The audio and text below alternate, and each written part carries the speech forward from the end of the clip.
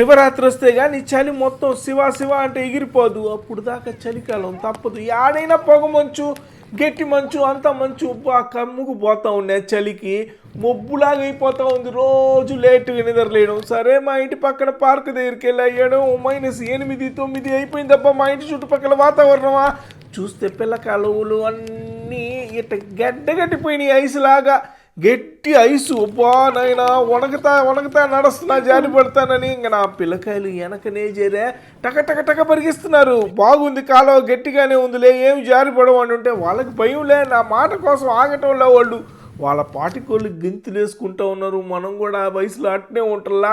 చూడండి ఐసుని నేనేమో వణకతా నడుస్తుంటే వీళ్ళు ఎగిరి కొడతా ఉన్నారు. ఒరే డెమ్మ బొడవ. ఎట్టయినా కానీ చెరువులు గడ్డ కడితే దాని మీద నడుస్తూ ఉంటే ఆ మధ్యాహ్నే వేరేగా ఉంటుందిలే. ఇంకో చెరువు దగ్గరికి వెళ్ళాం. సబ్స్క్రైబు.